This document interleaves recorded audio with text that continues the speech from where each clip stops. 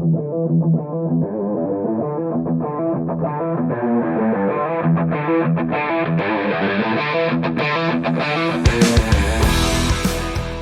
to the Automotive Diagnostic Podcast. We're going to explore ways to sharpen our diagnostic skills, find learning resources, and hear from experts in the automotive field. This episode is brought to you by L1 Automotive Training and Keith Perkins. If you're looking for education on module programming, J2534, EEPROM work, key and immobilizer, electrical diagnostics, or drivability diagnostics, Keith has a website, l1training.com, that's got over 60 hours of training videos on all those subjects and more.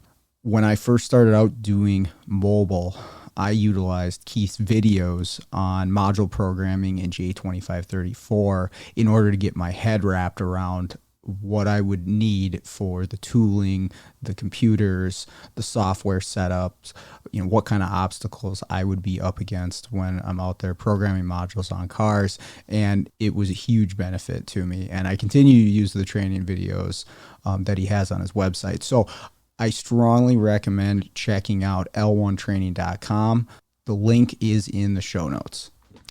Hey, what's going on, automotive world? Welcome to another episode of the Automotive Diagnostic Podcast. My name is Sean Tipping. I'll be your host once again for this week's episode. Thank you so much for joining me. This week on the show, I've got another case study for you. This is from out in the real world doing mobile diagnostics at repair shops. Well, and I guess our repair shop as well. But that's where most of my case studies are coming from, is getting called out to repair shops that either don't have the time to or don't want to deal with the challenges that we run into on some of these vehicles, this definitely being one of them. And it was pretty interesting. Not so much the problem or the actual thing that was wrong with the car, but the downstream symptoms that it caused. And you'll understand what I mean when I get there. But that's the case a lot of the time when we get into, or you get to the root cause of what's wrong with the car. Like, you finally find the thing that is broken that you need to fix. And you're like, well, this isn't really exciting. This isn't anything new. This is something I've seen before, or, anybody could fix. But the symptoms that it causes and the way that it presents itself ends up being very interesting, or the way the downstream effects of the problem end up being very interesting. So that's this one. Anyways, I'll give you the setup here. This is a 2016 Cadillac Escalade with a 6.2 liter V8. Okay, and this was at one of our repair shops, which, quite frankly, doing in-depth diagnostics for this particular shop is difficult because they have a very small shop and a very high volume of cars that they work on. Some of these cars are questionable as far as should they be on the road or not.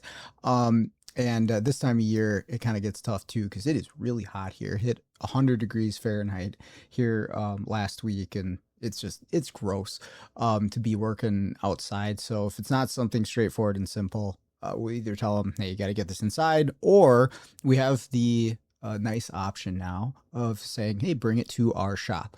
And our shop's small. We fit about 4 cars in there, a few in the parking lot, but we will often bring things that we recognize either A, as a problem, and we know it's going to be a problem in depth. Maybe we have to research, we have to experiment. It's not going to be a straightforward matter. Hey, just get it to our shop. We'll deal with it.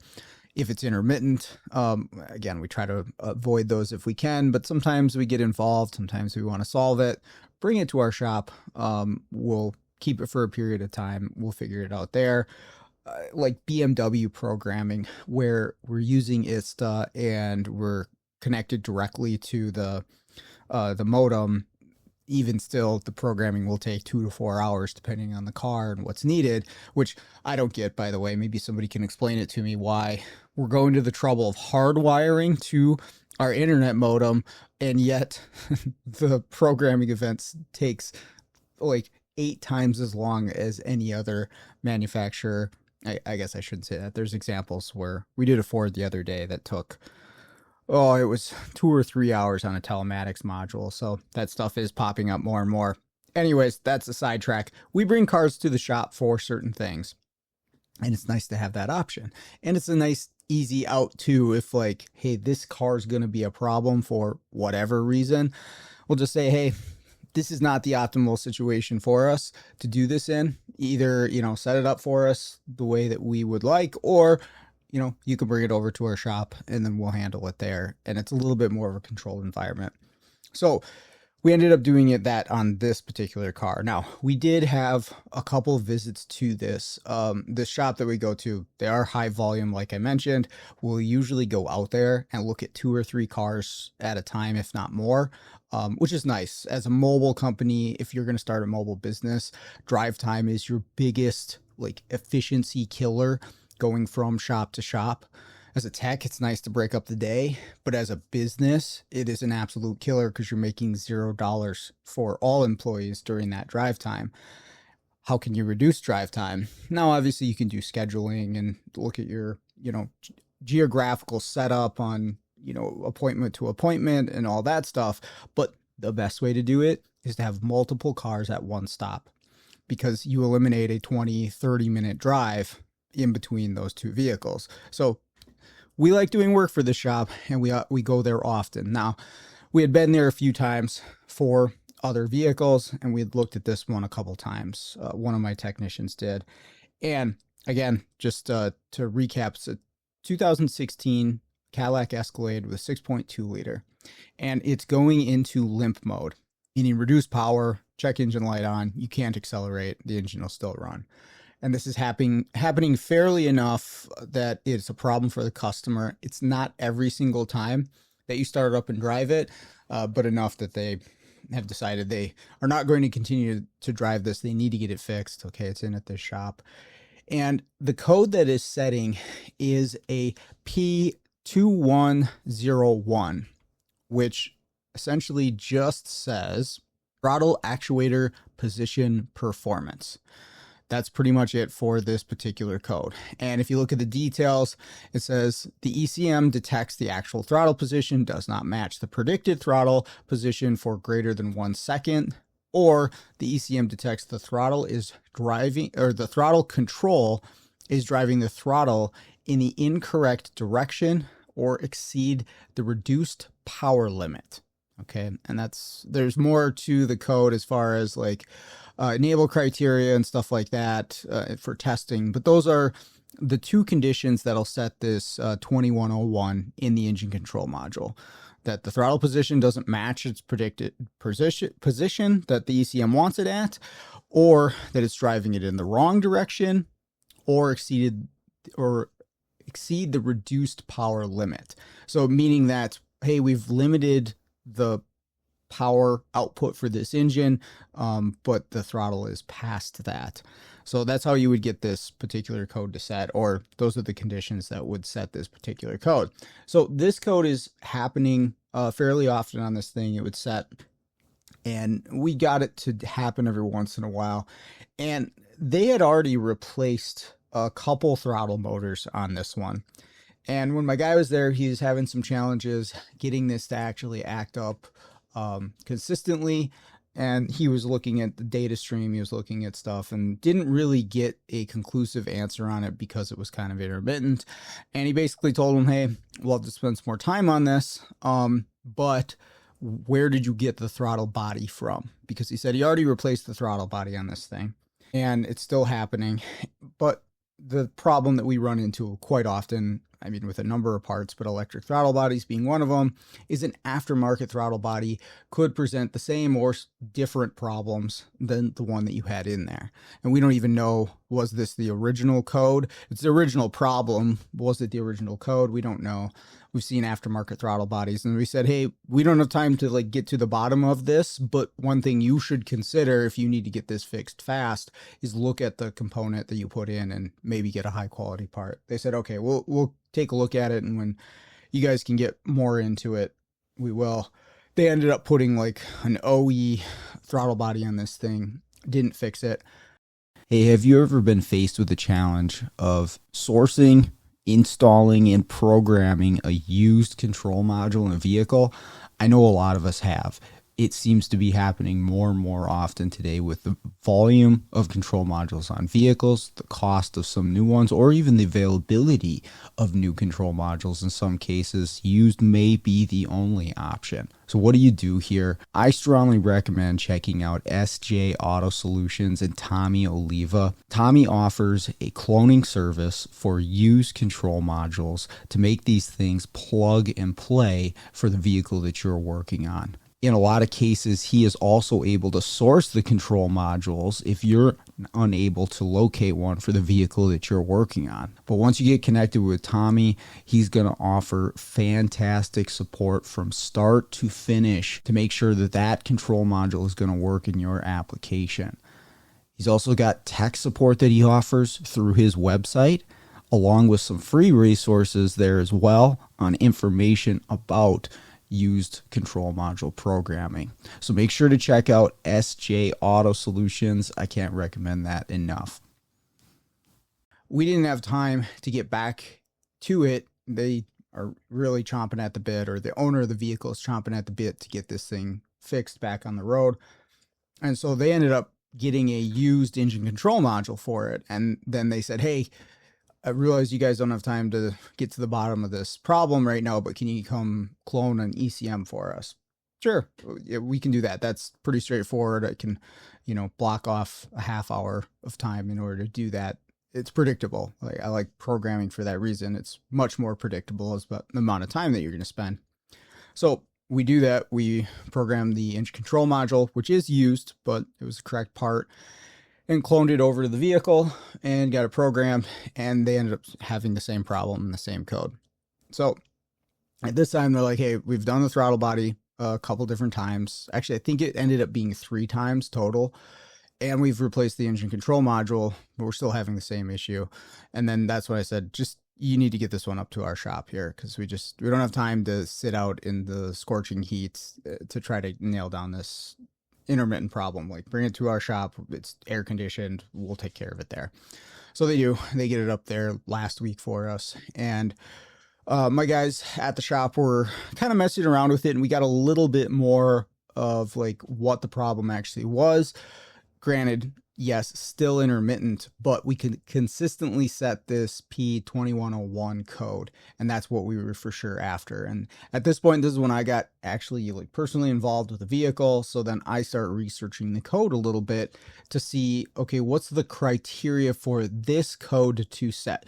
And I know I'm going to be going in and looking at the electric throttle body operation, and it's a pretty straightforward system, right? It's 2 wires, H-bridge circuit in the ECM. It can move the throttle either direction, pulse width modulated in either direction. And it has a sensor unit to tell the position. And the sensor unit on this one actually uses a scent communication line. So it's like its own little module almost, sending data on a data line or communication line between the throttle body and the ECM on this. And General Motors been using that for quite a bit of time. But really, it's just there are position sensors built in to the throttle body itself, because of course we want to know what position it's actually at. And then we've got the 2 control wires. So my goal is, if I have a code that's relating to anything, but in this case the electric throttle, I want to understand what portion of this is it actually looking at to determine failure or not. Okay. And again, I mentioned the code definition where it says the ECM detects the actual throttle position does not match the predicted throttle position for greater than 1 second. So I could assume that, okay, the throttle's not where it wants it to be. The second part, again, detects the throttle control is driving the throttle in the incorrect direction or exceeded the reduced power limit. I don't have 100% clarity on exactly what that means, but again, throttle moving in the wrong direction when it doesn't want it to be going there.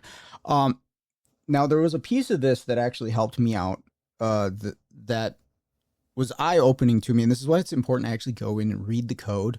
Like, I don't mean just like, hey, what's the code definition, but like, what's the enable criteria? Like, when does it actually look for this code? What pieces of information does the ECM have to see or not see in order to actually even look for this code to be a problem? Okay, and especially when I'm dealing with a challenging issue, I'm going to read through that stuff. And I'm sure you've heard case studies on this podcast before where I will go into detail about the code information. And I'm really happy when the manufacturer actually gives that to me. They don't always. But when they do, I'm going to read that and take that into consideration. And it often opens up either a line of thinking or a path for me to go in my diagnostics to figure out what's going on. So I'm not going to read it out word for word. You can check it out in service information if you want. But basically, you have your enable criteria, which essentially says this code can set if the engine is running or if the engine is off, but the key is on and specific criteria are met. And that's a piece of information that I actually used on this one, that it can set key off. And it makes sense. Like, it's always going to be looking at the throttle position to see if it is in the position it wants, which is, again, kind of what this code is saying is like, hey, the throttle's not where we expected it to be, or it's moving in the wrong direction of what we expect it to be. But if you go into the testing for this, and it's circuit testing, which I'm not always going to follow step by step, but I've mentioned on the show before, sometimes reading that can give you a better idea of exactly what the ECM is looking for or not looking for in a particular application. And again, this one seems pretty straightforward, like the throttle's not in the right spot. Why? But I like to know, okay, what are they going to have you check? Because that can lead you to what is the computer looking at, or what is the computer using in a certain situation to control the component or to monitor the component. Again, it's a 2-wire circuit with an H-bridge, DC motor, relatively straightforward, but I still like to read through this stuff to understand. And if you go through this, you can see it actually has you check a few things before you even get to the circuit codes. The circuit testing. Number one, there are a ton of other codes that it wants you to make sure are not present in the ECM before you dive into this. And that's something that's often overlooked when we have a big list of codes in a car is, hey, we might not want to go after this particular code until we figure out this other one. And service info may lay that out for you like it does here. Now, we didn't have any of these codes here, but they have to do with like the actual throttle position sensors not operating correctly. And then there's some voltage codes as well. And it wants to make sure those aren't present. If those are present, okay, then you can continue on. It wants you to look at throttle body airflow compensation parameter being less than 90%. And so this is compensating for a dirty throttle bore, essentially, is what this percentage is. And it says if it's above this, then go to throttle body cleaning, clean your throttle body out. Wasn't the case here. Plus, we had a brand new throttle body, but the value was nowhere near that high. So that was not what we're dealing with. Okay, you can move on with that. Then it wants you to make sure, okay, that the TAC motor parameter says enabled, and then it's going to have you slowly press the accelerator pedal. It wants you to make sure that the computer is actually trying to move this. And if that's all good, it has you jump into some actual circuit testing. Now, it has you test there is one more part of this before the circuit testing. It has you go to the throttle body and make sure that it's not bound up and stuck or not moving correctly. So you're physically testing the throttle blade to see, hey, is this moving correctly or not, or is it binding? This one was, when it was working, it was moving correctly. Again, brand new actual OE part on this one. And then they have you get into the circuit testing. And really the circuit testing here is just looking at the control wires to the actual motor, right? So you have 2 wires, they'll flip-flop power and ground depending on which way we're moving the motor or holding the motor.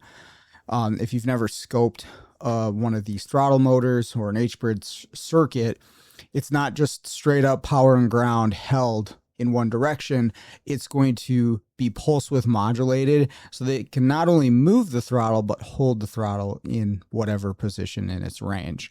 So realistically, if you're going to look at these circuits to see what they're doing, you need a scope, whether that be an amp clamp or a voltage lead. That's the way that you're going to have to view these to see what's going on.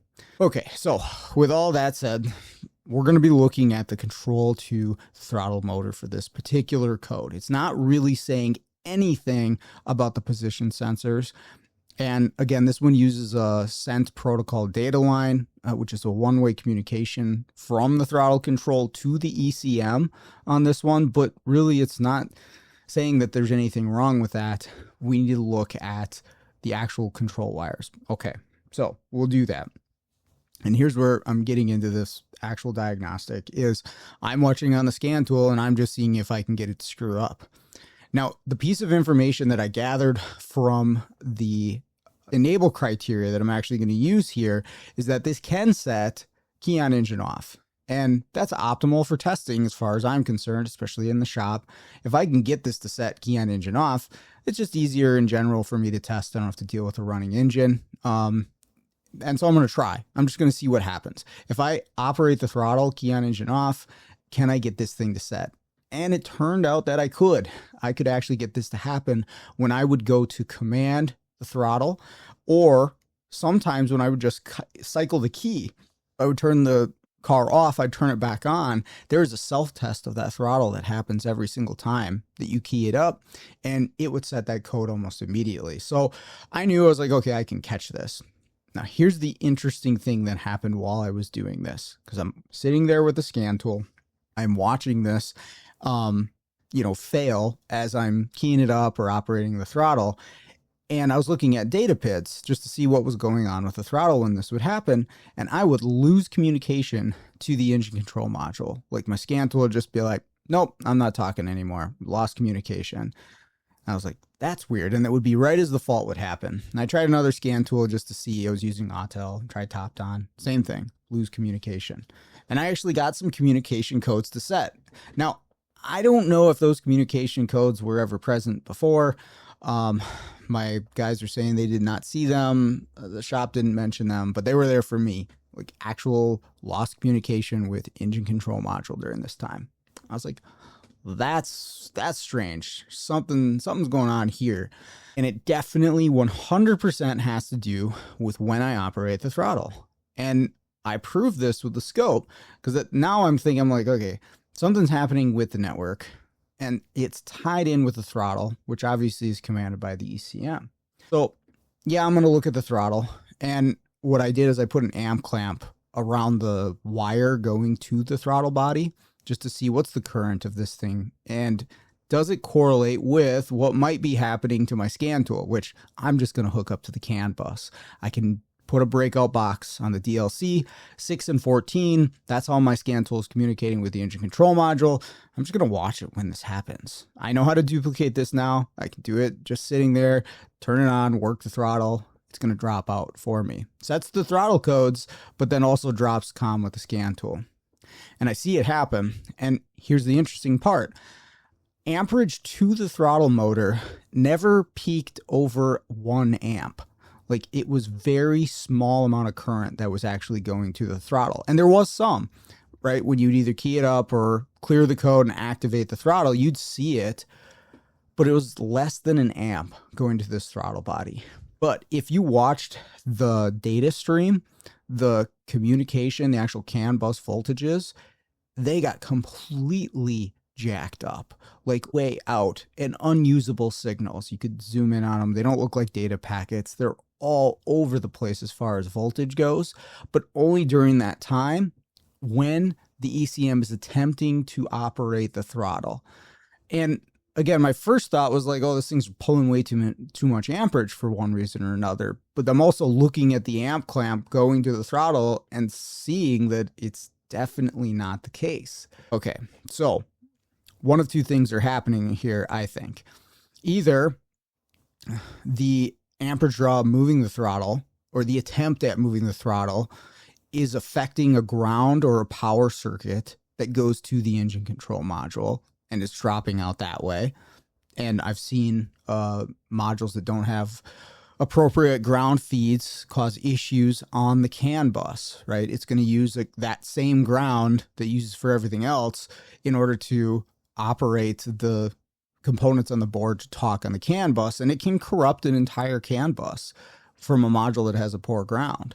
And so I'm thinking, okay, well, if the throttle's pulling too much amperage that has to go through the ECM, that's straining whatever ground goes to it. And, that could be what's happening here. So I did some quick checking of that because it's fairly easy to do.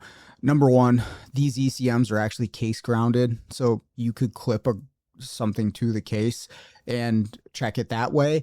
But there's also just 2 pins that go to this that have ground. They're large pins on the connectors, easy to find. Put a headlight bulb or 2 on them and make sure that they actually, can handle current, which they could. No problem there. And the other thing was, when I was looking at the waveform of the actual throttle itself, it never spiked up high at all. Again, it was staying very low, but I want to make sure that, again, this isn't a ground issue. Also check my powers, the ECM, all that stuff looks okay. All right, I need to focus back onto the throttle motor, and here we go, the throttle circuit itself, which, if you read the DTC, it actually tells you to do this, is to look at the 2 wires that go to the throttle motor, and you're going to be ohm checking them, not only to themselves across the wires, but to ground and power as well, to make sure there's not some sort of short, which is what I ended up doing here, is looking, okay, do I have a short to ground on one of these wires? And it turned out I did. On one of the 2 wires going to the throttle motor, there was a short to ground. And what this was causing was, when the ECM went to operate the throttle, depending on, which side of the circuit was power or ground, it was going to be pulling either a ton of amperage from the ECM, or maybe just moving the throttle in a way that it was not expecting. Again, depending on which side we're talking here, but they're flip-flopping back and forth. But at times, that straight shot to ground on that circuit, which isn't fused, at least not up to the ECM, it's going to pull so much amperage that it actually affected the output of the CAN bus. Now, I'm sure there was other effects on that ECM as well, but that was like the direct thing that I could see in the moment. And I know there's a connection between the circuit that drives the throttle in GMs and the CAN bus, and some of you have seen this in waveforms. They look like garbage in a normal running General Motors product from this era, and it could be manipulated by activating the electric throttle or reduced by unplugging the electric throttle.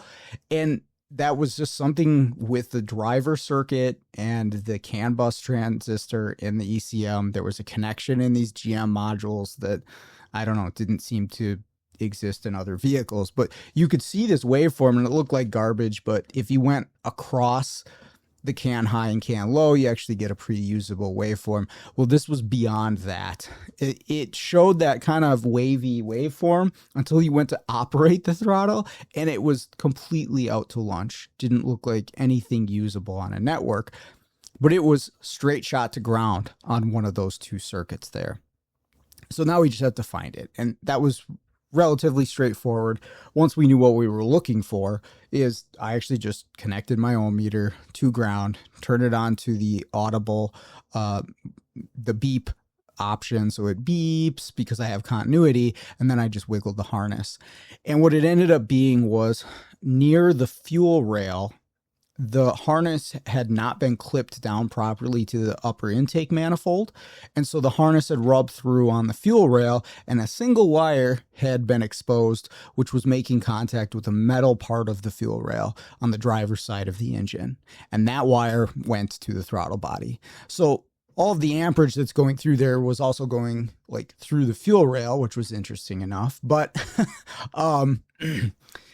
it was affecting the CAN bus because of a shorted wire to the throttle body. And it didn't originally present itself as a communications problem, so I don't want to put that out there. It was clear to the shop that it was a throttle body, but I mean, depending on how you're looking at, this is a network problem, in one way, and then I have a throttle body code as well, but it was all due to the same thing. A shorted to ground throttle motor control wire on the fuel rail, pulling too much amperage on that circuit, which affected the CAN bus. Pretty crazy stuff, but we were actually kind of blown away once we connected all the dots of what we were seeing. And, we realized that this is our original problem with the throttle and then what it was causing on the network. So I thought that would be interesting to share. You don't always expect a specific problem to present itself in one way. And we run into this a lot with, control module systems and complex inter-module communications and networks and these electrical systems. You don't always know how a failure will affect that module and other systems. A lot of times it is unpredictable, but the more you do this, at least you can kind of make the connection. And on this one, my experience with GMs and the engine control modules, and that the throttle motor will affect the CAN bus waveform on these General Motors products, it kind of made that connection in my head of like, oh, okay, so I could see how a problem on this circuit could really affect the CAN bus output. Would it happen on another circuit? I don't know. I don't think so, right? If the fuel injector circuit or the fuel regulator circuit had this same short to ground, would it affect the output on the CAN bus the same way? I don't know. But that's how this one ended up on this particular 2016 Cadillac Escalade. So with that out of the way, thank you everybody for listening. I always appreciate it. I hope you had a great 4th of July. But with that out of the way, let's get out there, start fixing the world one car at a time.